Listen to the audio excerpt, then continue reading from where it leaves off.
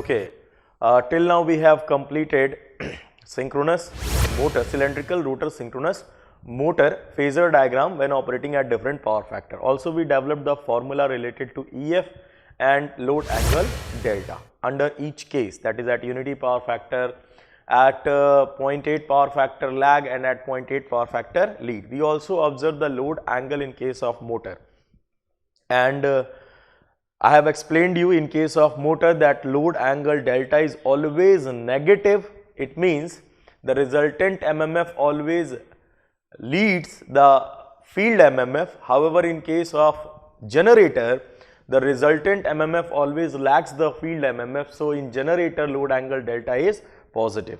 Generally for all numericals we take V as a reference. So, for generator we draw EF above V. Okay, that is, if this is taken as V, then for generator EF must be upward, while in case of motoring action EF must be downward. This also suggests the fact that active power always flows from higher load angle to lower load angle, and that we have observed in the previous section. Now please observe power angle equation in case of cylindrical rotor synchronous motor. Okay, so power angle equation in cylindrical rotor synchronous motor. Power angle equation in round rotor synchronous motor.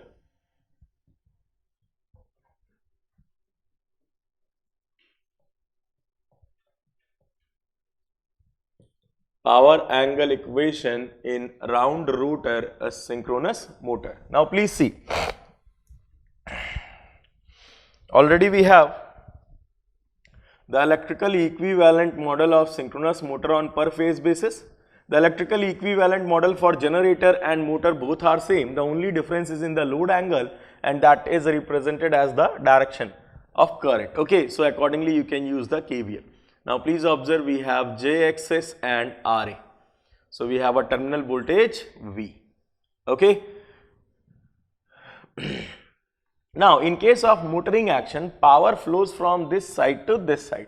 So you can say, sir, the input power to the synchronous motor, if I am interested to know about the apparent input power in a synchronous motor, then this will be equals to P input plus of JQ input. Okay, and some of the power is being lost to this RA, some reactive power is stored across this axis, and then power is developed onto the motor. From the developed power, if we subtract rotational losses along with the core losses, then you will have the final output mechanical power at the output shaft of the motor. Now please see, so this is your S developed, or this S developed is basically equals to S out, because developed power is the output power in case of a synchronous motor. So this is your P developed plus of JQ developed. Definitely both P developed and Q developed will be lower than the P input and Q input. Okay, now please see, if the current is IA, then you can say, sir, S input is basically, this S input is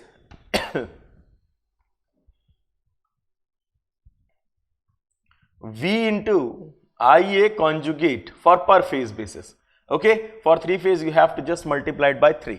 Okay, so since I have represented the per phase electrical model, so I have represented S input as V into IA conjugate, and developed power is KVA developed is equals to EF into IA conjugate. Is it okay? So first of all we need to find the armature current, and accordingly we will perform the calculation for the real power and apparent power transferring from input side to the developed side. Okay, remember that this is not the output, this is not the exact output power. In case if the rotational losses and core losses are given to you, then you can subtract from this active power core losses and rotational losses, then you will have the real power developed at the real power output at the shaft of the machine. Now please see, you can say, sir, by KVL we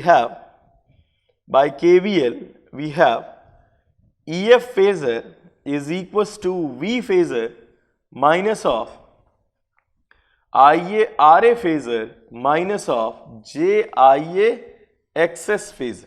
Okay, so you can say, sir, if we take V as a reference, then you may write it as, sir, this will be V phasor, or you can represent in this way also, that is IA is ZS phasor at an angle of theta s.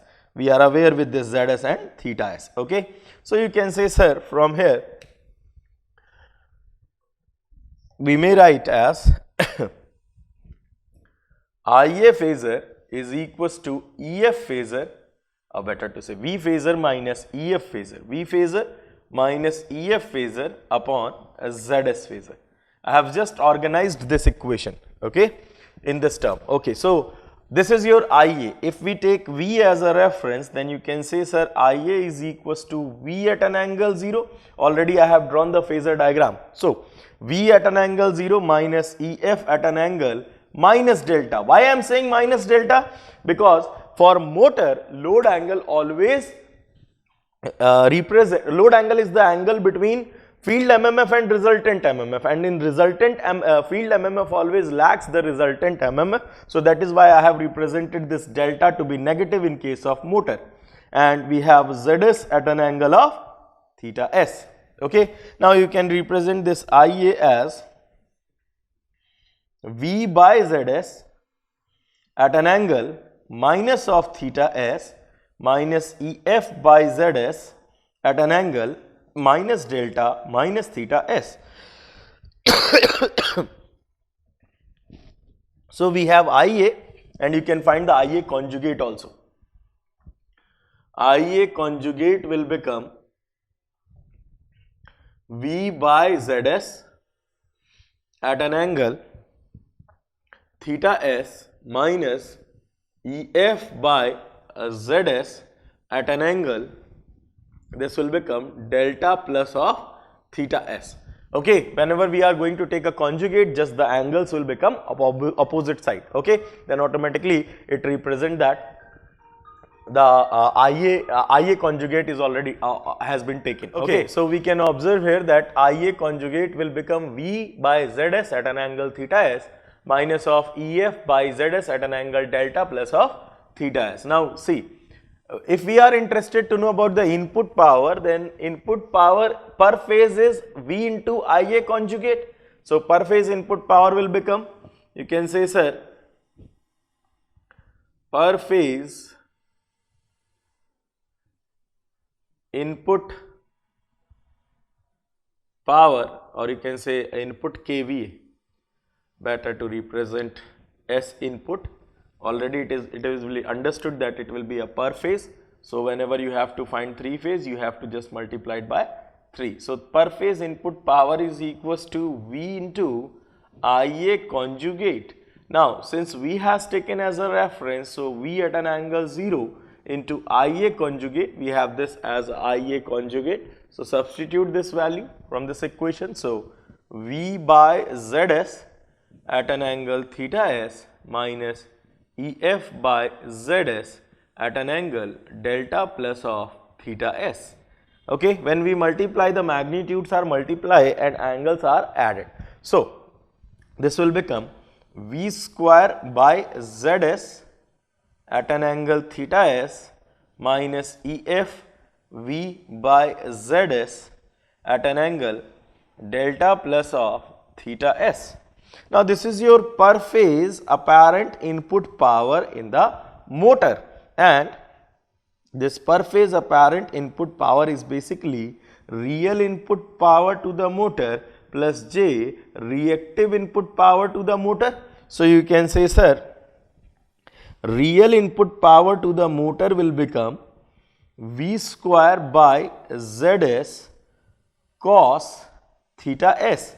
It means cosine angle of this are positive, real, and the imaginary parts are, you can say, reactive power. So V square sine part is reactive, that is with the term J, and real power is represented that cosine terms of this equation. So this will become minus of EF V by ZS cos theta s plus delta. Okay. So this is the per phase, active power input to the motor. I am representing here, this is per phase active power,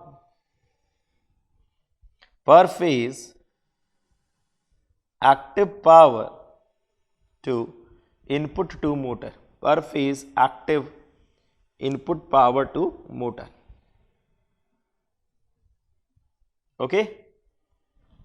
Now see, if we have to find the overall 3-phase power, since all the phases are identical for the motor also, so in case if this motor is a 3-phase, of course when I am talking about the 3-phase synchronous motor, then just you have to multiply it by term 3. So total 3-phase input power will become 3 into V square by Zs cos theta s minus EFV by Zs cos theta s plus delta. Okay. If we are interested to find the condition at which input power to be maximum, however, we are not interested to get the input power maximum, we are always interested to get the output power maximum. Yes. So you can say, sir, if we have to find the condition when input power is going to be maximum, then please observe, you can say, sir, this theta s is constant, this Zs is constant, and you can say V is constant. So from here you can observe that if this sign is becoming positive, then the total is going to be added. So you can say the input power to be maximum, at delta is equals to 180 minus theta s. It means if we operate the motor at a load angle of 180 minus theta s, then your input power is to be maximum. Beyond this, steady state stability is affected. Okay. Now please observe what happens to the reactive power. So reactive power, that is Q input, will become, Q input is equals to, again I am talking for a per phase, so Q input for per phase will become, that is imaginary part of this expression, that is V square by Zs sin theta s minus of VEF by Zs sin theta s plus delta. Okay. Okay. Now if you have to find the 3-phase power, this is your per phase. So you can say this is a per phase reactive power input to the motor. Per phase reactive input power to motor. Okay.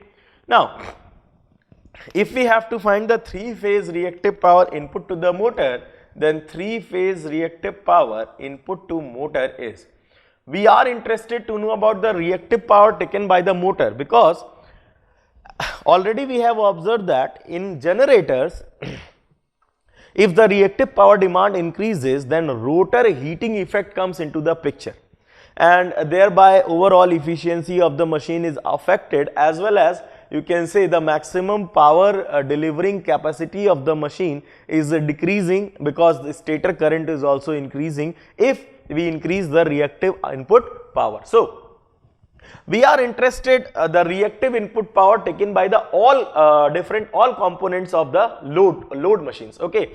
So synchronous motor is a load type, synchronous generator is a source type. Okay.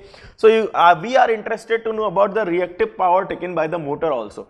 So this is your 3-phase. For 3-phase, this will become 3 into V square by Zs sin theta s minus of VEF by Zs sin theta s plus delta.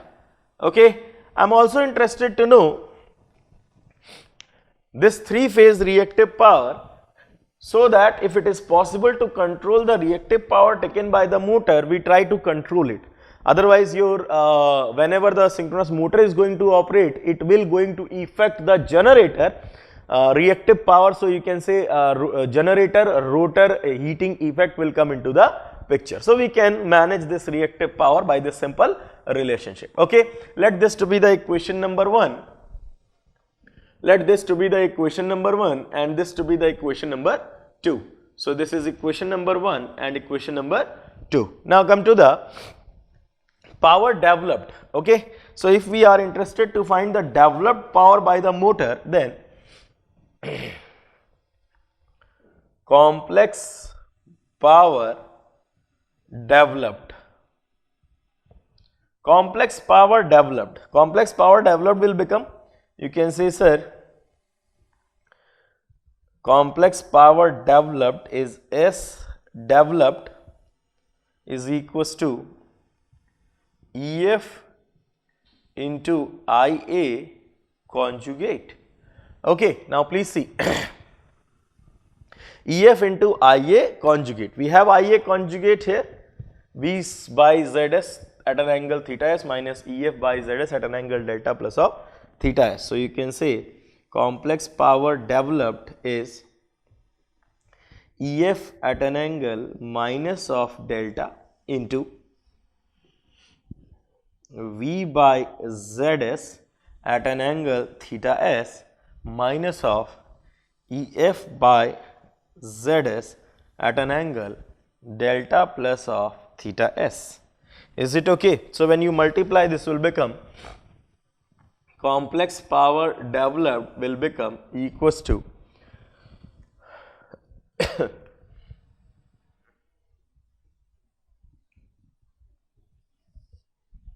complex power developed is equals to, the magnitudes are multiplied and angles are going to be added. So EF into V by ZS at an angle theta s minus delta minus V EF square by ZS at an angle. This will become delta and minus delta will cancel out, so theta s. Okay, so this is your per phase developed power. In case if you have to find 3 phase, just multiply it by 3. Okay, now please observe here. This complex power developed is also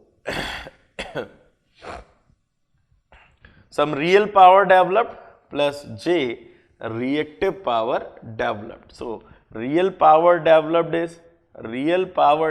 will become EF into V by ZS cos of theta s minus delta minus EF square by ZS cos of theta s. Similarly, reactive power developed is EF into V by ZS sin of theta s minus delta minus EF square by ZS sin of theta s. Remember that this is a per phase active and reactive power developed. In case if you have to find the 3 phase, you can just have to multiply it by 3. So when this per phase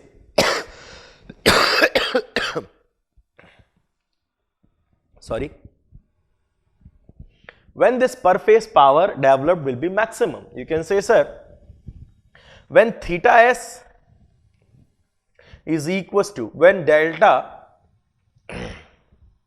is equals to theta s, then this term will be maximum and you can say power developed will be maximum.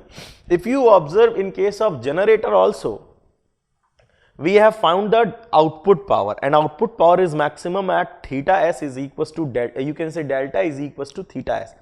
This represent in synchronous machine, whether it is operating in motoring mode or a generating mode, when we are considering output power, then output power is becoming maximum at load angle is equals to impedance angle of the machine. So developed power, in case of motor, this developed power is the output power, because developed power minus rotational losses along with the core losses is your output power. So core losses and rotational losses are a constant losses, because this machine is always going to rotate at one speed. So you can say core losses and rotational losses are a constant losses. So when the developed power is maximum, we can say output power is maximum. So when the output power or when the developed power is maximum at, you can observe here, load angle delta is equals to theta s. Okay, and one more thing, if you observe for a 3-phase, then this is your per phase active and reactive power. Here I am writing per phase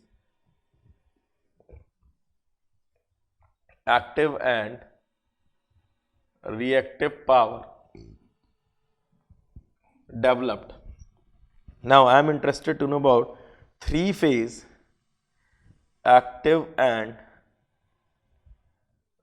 reactive power developed.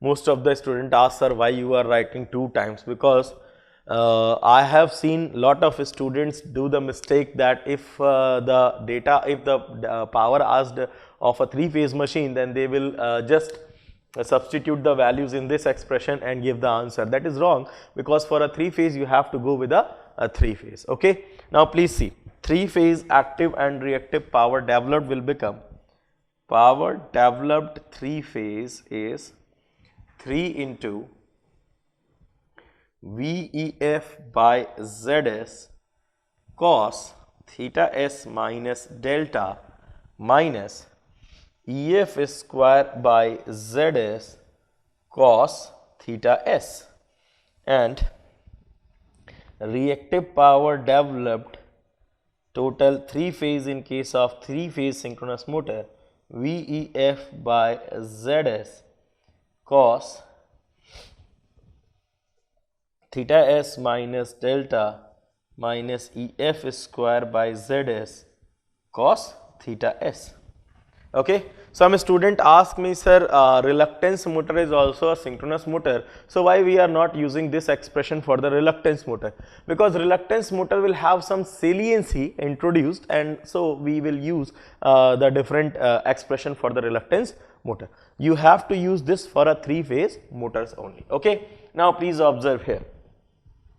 Once you have the developed power and reactive power, now please see, in most of the cases we neglect the armature resistance. Already it is mentioned in the question, then armature, that is armature resistance is negligible.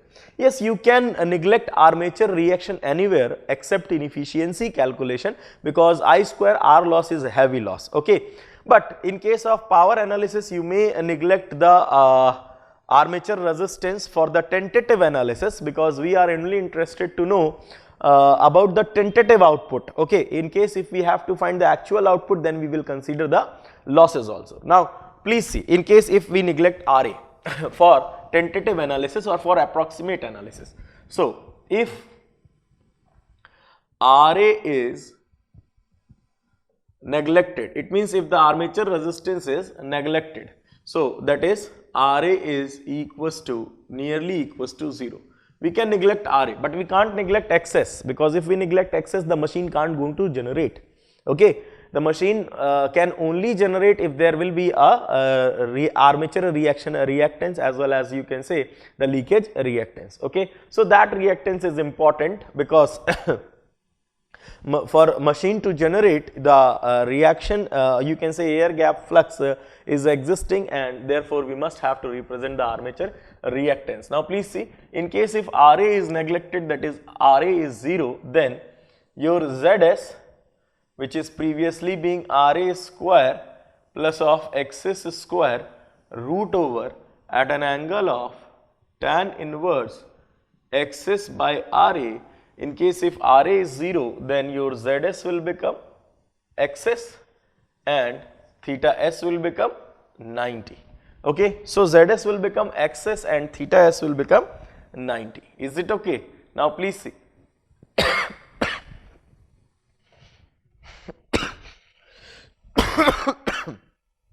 If we substitute the value of ZS and theta S in expression 1, in equation 1, 2 and say 3, 4, I am taking this to be the equation number 3 and this to be the equation number 4. So by substituting theta S to be equals to 90 and ZS to be equals to XS in equation 1, 2 and 3, 4, we have from equation, I am representing equation number 1 and 3. Okay, from equation number 1 and 3. I am representing all in the this configuration. Okay. So from equation number 1 and 3, we have input power is equals to 3 into V square by XS cos 90 minus theta S plus of VEF, I am sorry, this is minus of VEF by XS cos 90, okay, minus VEF by XS cos 90 plus delta, okay. So if you observe here, I have just substituted XS in place of ZS and 90 in place of theta S in equation number 1. Okay, now please see. So you can say that this cos 90 will become 0 and cos 90 plus delta will become minus sin delta. So you can represent it as 3 into VEF by XS sin delta. Is it okay? This is the active input power to the motor. Is it okay? And if you observe equation number 3, then from equation number 3, your developed power, that is also you can refer to be the output power in case if the rotational losses and core losses are neglected. So developed power if we put, then V by ZS will be replaced by XS. So this will become 3 into, I am substituting in this. So this will be for a 3 phase. So V into EF by XS cos 90 minus delta minus of EF square by ZS cos theta S, that is 90. So you can say, sir, this will again become 3 into VEF by XS sin delta. Of course, if you have neglected the armature resistance, then it means there will be no active loss. The input power is same as the developed power. This power equation, that is input power or developed power, can be represented as the power equation in case of a cylindrical rotor synchronous machine when RA is neglected, and that will be equals to 3 VEF by XS sin delta. So now I am representing it here. Please observe.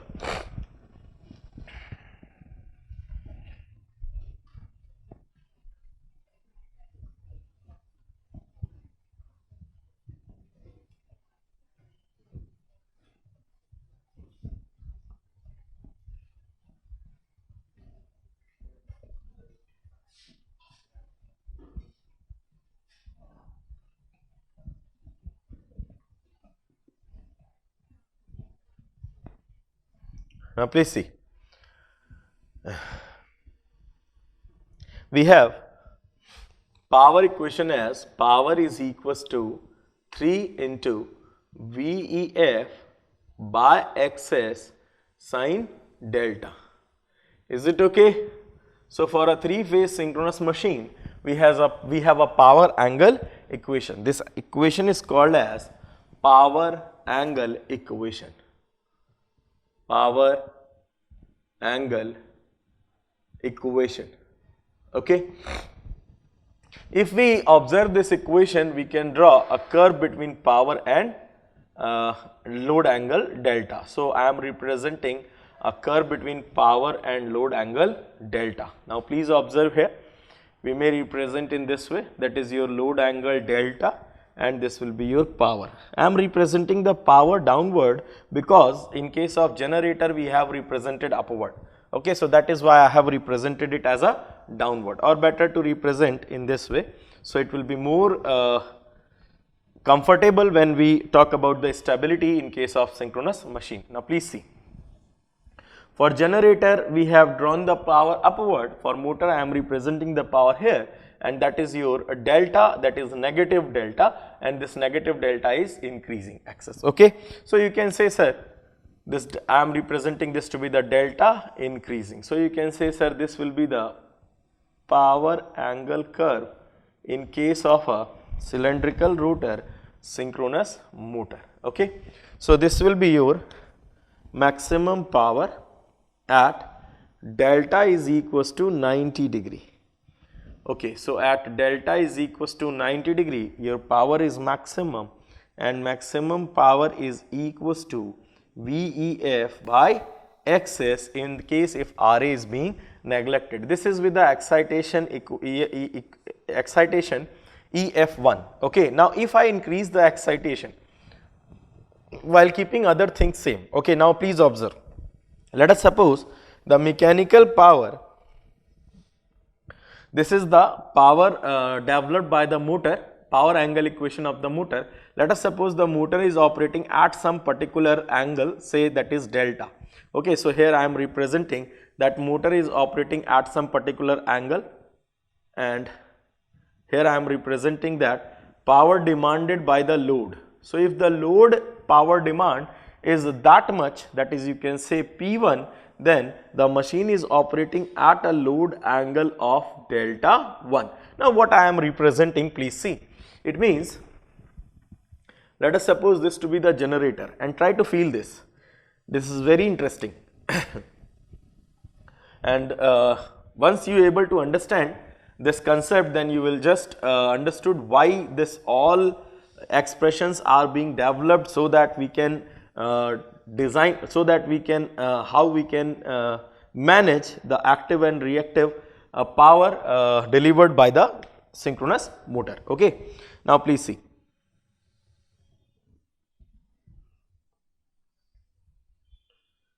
Let us suppose this to be your synchronous motor stator. Okay, so I am representing here as A phase, 120 degree apart is your B phase, and 120 degree apart is your C phase. I am presently representing the concentrated winding. However, we have already discussed about the concentrated and distributed winding. Okay, so this will be B phase and this will be C and C dash. Okay, now please see. When I connect the A phase, B phase and C phase with a 3-phase supply, okay, with a balanced 3-phase supply, then a rotating magnetic field is created, and that we have observed in induction also and in synchronous also when I have explained the concept of magnetic locking. Okay, now please see. A 3-phase supply is given to the stator. Due to this 3-phase supply, the A dash, B dash, C dash are shorted, and due to this 3-phase supply, current IA, then 120 degree apart, IB, then 120 degree apart, IC flows, and that will create a rotating magnetic field. It totally depends upon the supply of frequency. Say F1 Hertz, it means it will rotate at 120 F1 by P. Okay, now please see. We have this to be the stator. Synchronous motor is not a self-started motor, so by some provision I have started this motor, and the rotor is presently at an instant as I am showing in this figure. Now please see.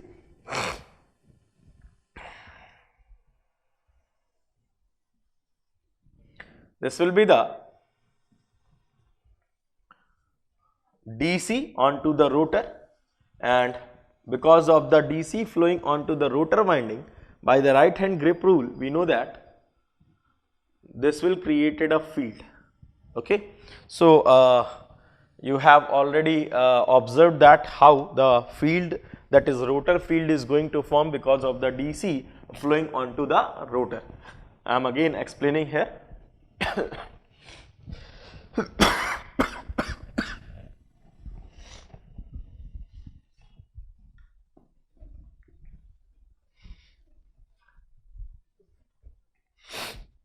So, if this is your rotor structure and the wires are wounded into the rotor slots in this fashion, when DC is being supplied, then the direction of current will remain same, and we know that right hand grip rule. From the right hand grip rule, if the direction of current is represented by thumb, then curl will represent the direction of field.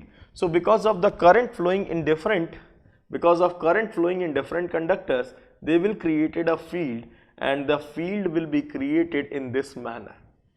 Is it okay? Similarly here, the current flowing into the conductor will create a field, and that field will take a path in this manner. This entire periphery is a rotor Rn periphery. So you can say, sir, all the magnetic line of forces seems to be coming out from this iron part. So this iron part is acting as a north, okay, and this iron part is acting as a south, as all the magnetic line of forces again returning back to the iron at this path. Okay, so you can say, sir, we can observe here the north and south to be formed because of the current flowing into the rotor. Let us suppose for a moment that rotor is at this particular position. Okay, now please see, we can represent rotor MMF, that is number of turns of the rotor, into current flowing into the rotor, that can be represented as rotor MMF FF. Okay, now please observe here. This will be the rotor MMF, and the current flowing at this particular time is opposite to that of the induced EMF. So if the rotor, let us suppose the rotor is rotating in anti-clockwise direction. So if the rotor is rotating in this direction, that is the direction of the motion of the rotor, then you can say, sir, the instantaneous induced EMF polarity seems to be outward under the influence of north and inward under the influence of south, but this is the induced EMF polarity. The current will flow opposite to the induced EMF polarity in case of motoring action, because in motoring action, induced EMF seems to be the voltage drop. Is it okay? So you can say at the same time, this will be the current. So all the conductors under the influence of north will carry outward, and all the conductors under the influence of south will carry inward, and all the conductors under the influence of south will carry outward. So due to this current flowing into the stator, or you can say this stator is a armature. So due to the current flowing into the armature, armature will also create a field that is called as armature field, or you can say stator field. So by the right hand curl rule, if the direction of current is represented by the thumb, then curl will represent the direction of the field. So you can say, sir, a rotor field seems to be completing their path. The magnetic line of forces of the stator seems to be completing their path in this fashion. Okay, at the particular instant the current in A phase is maximum, and that is why I have taken the path in this manner. Now you can say, sir, because of the current flowing in this fashion, you can say, sir, this iron portion is said to be the south of the stator, and this iron portion is said to be the north of the stator. Okay, and that MMF is called as armature MMF. I am representing this in this way. Now please observe, armature MMF is directed in this fashion. So you can represent the armature MMF here. Okay, so because of this armature MMF and field MMF, the resultant magnetic line of forces seems to be completing their flow along this resultant axis. Is it okay? And this angle is called as the load angle delta. Is it okay? Now motors are designed to rotate the load. It means what? If the load is connected onto the shaft of the motor, then load always try to remain in a stationary position, because everybody wants to be in rest. Okay. I also want some rest. Okay. So load wants to be in rest. So if you are rotating the if the electromagnetic torque, that torque, why this torque is occurring? Because this north is trying to align towards this south, and the resultant magnetic line of forces represent that this south is shifted to this new position. Is it okay? This south is shifted to this new position, and this north is shifted to this new position, because the field is very strong. So the shifting always observed in terms of the stator MMF. Okay. So you can say, sir, the resultant magnetic field seems to be here. It means this point is acting as a resultant south, and this acting as a resultant north onto the stator surface, while rotor north and south are represented by this way. So you can say the angle between them is the load angle delta. Now please observe here. You can say, sir, since the torque is in electromagnetic, the electromagnetic torque is in this direction, because this north always try to align towards this south. And since the south is rotating in the anti-clockwise direction, so this north is also always try to align towards this south, and that is why the machine is rotating in one direction. Okay, So that is what we call magnetic locking. Whenever the speed of this south and the speed of this north are same, then we can say there will be a magnetic locking. Now please observe here, any rotating machine can only rotate when stator and rotor fields are stationary with respect to each other. Already we have discussed this in detail in case of induction also. I am represented this in case of induction also, and in future in the next topic of DC machine I will again represent it. In case of DC machine we use a commutator, okay, and that the function of that commutator is to keep the rotor MMF stationary. Since stator poles are stationary, so rotor MMF must be stationary, then only you can say there will be a magnetic locking between the stator south and rotor north. Okay. Now please see, come back to this electromagnetic torque. Due to this electromagnetic torque, the load is rotating in this direction. Since the machine can only operate at synchronous speed, so I am representing it by ns, and load applies the torque in the opposite direction, that is what we call load torque. Okay, let us suppose for the present load torque, the power required by the load is equals to this power, that is P1. Is it okay? So presently the power required by the load is P1. Now let us suppose if I increase the load, then what happens? If I increase the load, then definitely with the increase in load, what happens? Your rotor position shift back. And when the rotor position is shifting back, you can say the load angle is increasing.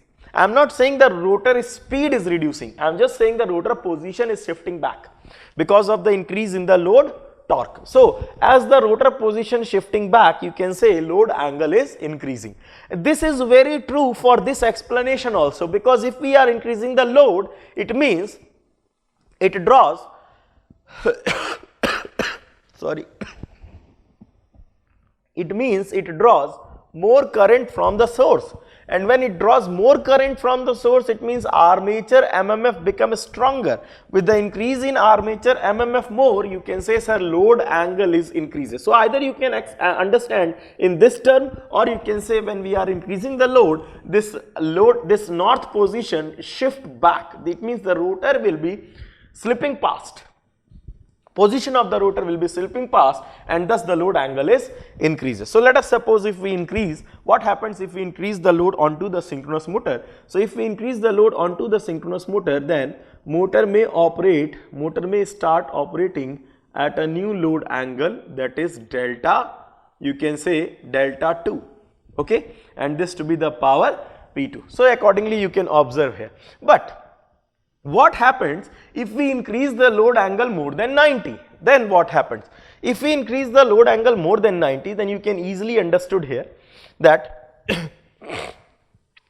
sir, this is the field axis and this is the armature axis. This is the armature axis. So if we increase the load angle more than 90 degree, then this north will come, then this north will reaches, you can say